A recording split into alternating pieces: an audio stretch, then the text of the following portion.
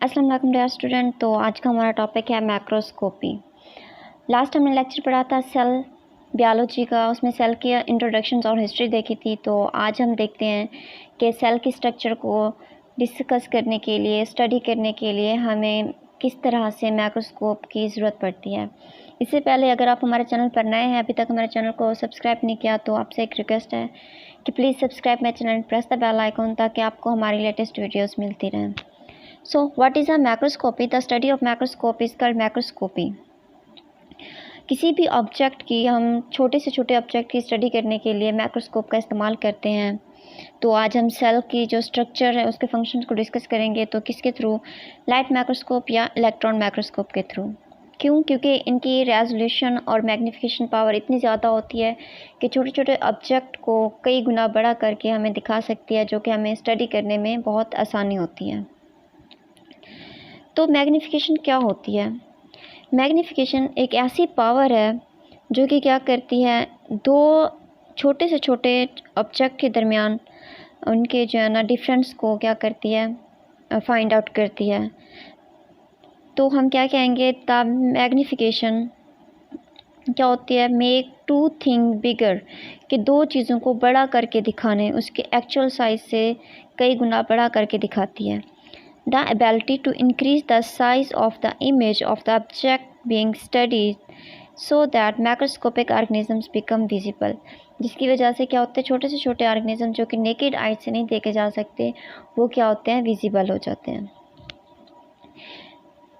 मैक्रोस्कोप को जो है ना कैलकुलेट कैसे किया जाता है, इसको मैग्नीफिकेशन पावर को, किसी भी ऑब्जेक्ट की मैग्नीफिकेशन पावर को जो है ना कैलकुलेट करने के लिए power of eyepiece lens multiple power of object lens, eyepiece lens और ऑब्जेक्ट लेंस के पावर को मल्टीपल करके एंड इसको एब्रीवेट किया जाता है एक्स के साथ। मैग्नीफिकेशन पावर को एब्रीवेट किया जाता है एक्स के साथ।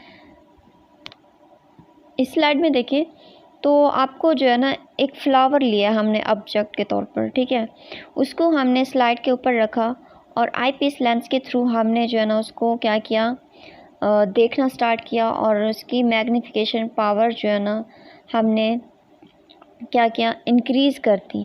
तो जो वर्चुअल इमेज हमें नज़र आई वो क्या थी, एक्चुअल साइज से कई गुना बड़ी थी, जो कि हमें उसकी हर एक चीज़, जैसे पेटल्स हो गए, सेपल्स हो गए, तो हमें क्या एक क्लियर वाज़ेह शक्ल में नज़र आ रहे हैं।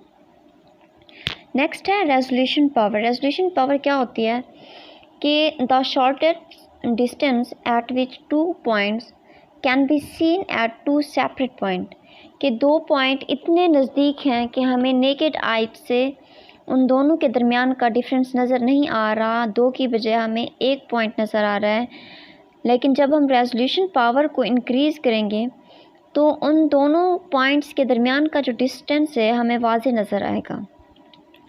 सेल जो है ना सब बहुत ही छोटे साइज़ का होता है, जिसकी साइज़ देखें तो उसका साइज़ क्या होता है, 0.1 to 550 माइक्रोमीटर उसका साइज़ है।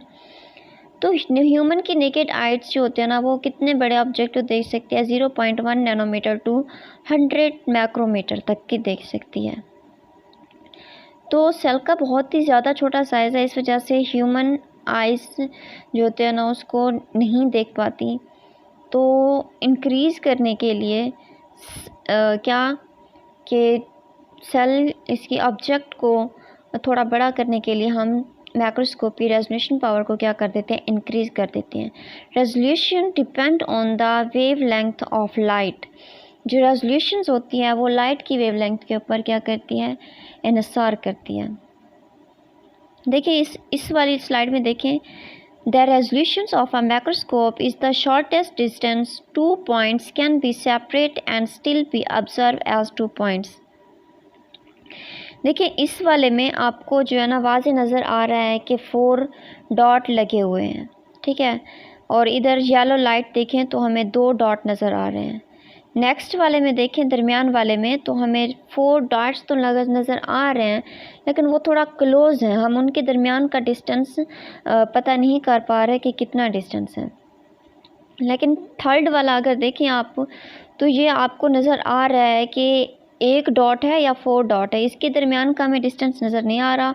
तो जब हम रेजोल्यूशन पावर को इंक्रीज़ करेंगे तो हमें इसके दरमियान का जो डिस्टेंस है वो क्या हो जाएगा, क्लियर हो जाएगा कि कितना डिस्टेंस के ऊपर जो इतना ये डॉट पड़े हुए हैं।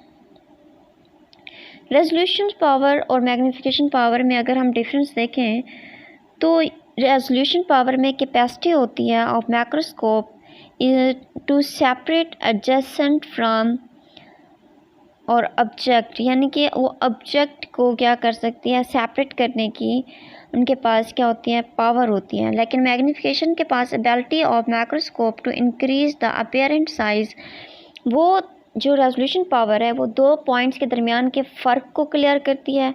लेकिन जो मैग्नीफिकेशन पावर है वो ऑब्जेक्ट के जो अपीयरेंट साइज़ होते हैं उसको क्लियर करती है, इंक्रीज़ करके बड़ा करके दिखाती है।